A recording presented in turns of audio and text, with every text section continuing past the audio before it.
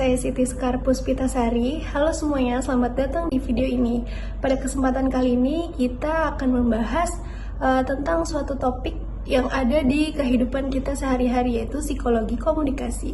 Nah, yang pertama, psikologi komunikasi adalah disiplin ilmu yang mempelajari bagaimana pikiran, emosi kita, pengalaman, dan juga kondisi internal seseorang mempengaruhi cara ia menyampaikan pesan.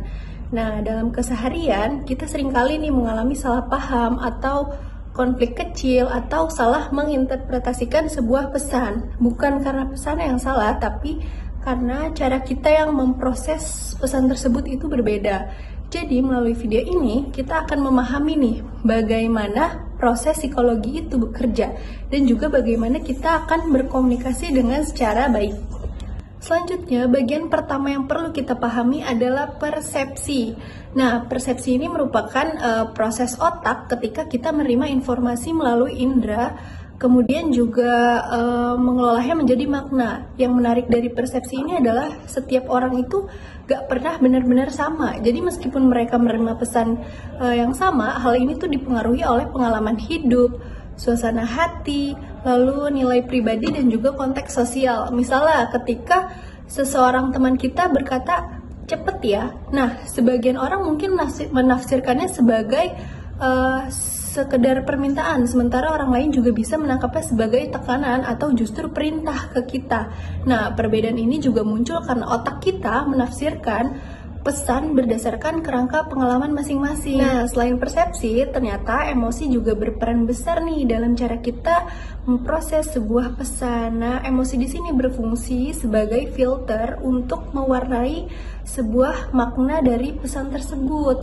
Contohnya, ketika seseorang merasa lelah ataupun tertekan. Nah, pertanyaan sederhana seperti udah selesai tugasnya itu bisa dianggap sebuah bentuk kritikan ataupun tuntutan gitu, padahal niatnya sekedar pertanyaan biasa. Oleh karena itu, emosi yang kuat baik marah, sedih, cemas, atau bersemangat secara berlebihan ini cenderung membuat kita menyimpulkan pesan secara tidak objektif. Maka dari itu penting bagi kita untuk memahami emosi dengan cara menahan diri sebelum merespons, terutama ketika emosi kita ini sedang tidak stabil. Jadi kita perlu mengambil jeda selama beberapa detik, lalu dapat membantu kita menenangkan pikiran sehingga kita bisa memberikan respons juga dengan lebih bijak dan proporsional. Dalam proses komunikasi, kita menyampaikan pesan melalui dua jenis saluran utama, yaitu yang pertama verbal dan juga non-verbal. Pertama, komunikasi verbal. Komunikasi verbal ini dapat berupa kata-kata, baik secara lisan maupun tertulis.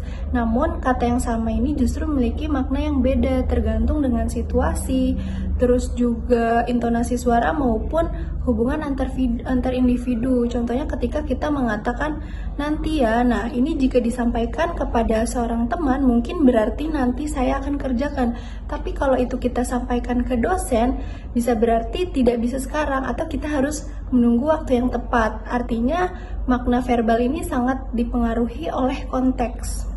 Yang kedua yaitu komunikasi nonverbal. Nah, komunikasi nonverbal ini melibatkan ekspresi wajah, gerakan tubuh, kontak mata, nada suara, maupun hingga jarak fisik. Nah, menariknya kadang komunikasi nonverbal ini justru lebih dipercaya daripada kata-kata yang telah diucapkan. Nah, sebagai contoh, ketika seseorang mengatakan saya baik-baik aja, namun ekspresi wajahnya ini menunjukkan tegang gitu, atau justru suaranya yang pelan, bahkan gerak tubuhnya ini menunjukkan sebaliknya. Nah, dalam situasi yang seperti ini kita itu cenderung mempercayai sinyal nonverbal itu sendiri gitu. Jadi oleh karena itu penting untuk kita memastikan bahwa pesan verbal dan juga nonverbal ini agar selaras supaya pesan itu dapat diterima dengan jelas. Selanjutnya ada komunikasi interpersonal. Nah, komunikasi interpersonal ini adalah komunikasi dua arah yang terjadi pada antar individu.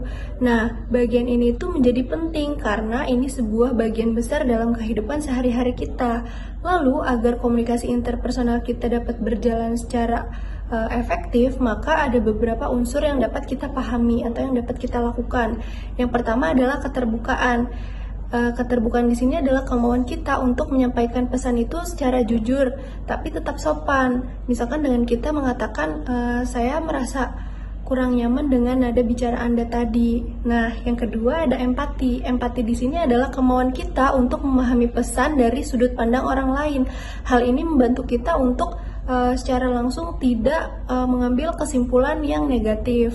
Yang ketiga ada sikap mendukung. Nah, sikap mendukung ini adalah memberikan rasa aman kepada lawan bicara, bukan malah menghakimi. Contohnya ketika kita mengatakan, saya di sini ada untuk mendengarkan, silahkan ceritakan perlahan. Lalu yang keempat ada sikap positif. Nah, sikap positif ini menghargai setiap pendapat dan juga memberikan niat baik dalam diri kita untuk berkomunikasi. Lalu yang terakhir ada kesetaraan. Nah, kesetaraan di sini adalah menempatkan diri kita dan lawan bicara dengan posisi yang sama, tidak merasa benar dan juga tidak merasa lebih tinggi. Nah, jika kita telah menerapkan 5 unsur ini, maka komunikasi kita itu menjadi lebih harmonis, tidak memicu konflik, dan dapat memperkuat hubungan antar manusia. Dalam prakteknya, komunikasi seringkali tidak berjalan secara mulus karena adanya beberapa hambatan psikologis. Nah, beberapa hambatan ini diantaranya yang pertama ada stereotip. Di sini adalah menilai seseorang itu berdasarkan anggapan umum aja, bukan tentang kita mengenal pribadinya gitu. Yang kedua ada persepsi selektif. Di sini kita itu hanya menangkap informasi berdasarkan keinginan atau juga keyakinan kita. Yang ketiga ada emosi negatif. Di sini stres atau kecemasan dapat membuat pesan sederhana itu justru terasa menyinggung gitu atau mengancam. Yang terakhir ada noise psikologis. Di sini adalah pikiran yang terlalu penuh atau tidak fokus menyebabkan pesan tidak dapat diterima atau dipahami dengan baik. Selanjutnya ada tips komunikasi efektif. Yang pertama, gunakan iMessage. Nah, iMessage ini untuk mengungkapkan perasaan kita gitu dengan fokus pada diri kita sendiri, bukan malah menyalahkan. Contohnya ketika kita mengungkapkan saya merasa kurang nyaman atau saya merasa tidak dihargai ketika pesan saya tidak dibalas. Yang kedua, dengarkan secara aktif. Tunjukkan bahwa kita benar-benar mendengarkan dengan cara menganggukkan wajah atau memparafrasekan atau bahkan justru memberikan umpan balik. Yang ketiga ada perhatikan bahasa tubuh. Nah, pastikan ekspresi, terus postur, dan nada suara kita ini mendukung pesan yang ingin kita sampaikan. Yang keempat ada sesuaikan nada suara. Nah, nada suara yang tepat ini membuat pesan kita itu lebih mudah diterima dan mengurangi kesalahpahaman. Yang terakhir itu ada pilih media dan waktu yang tepat. Nah, topik penting itu sebaiknya diungkapkan secara langsung gitu daripada dikirim melalui pesan teks.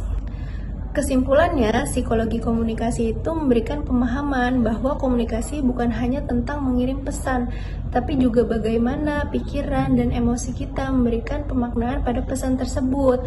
Lalu dengan memahami proses psikologis ini, kita dapat berkomunikasi secara empatis, secara lebih jelas, dan juga efektif bagi kehidupan sehari-hari. Terima kasih sudah menonton video ini, semoga bermanfaat. Sampai jumpa pada pembahasan selanjutnya.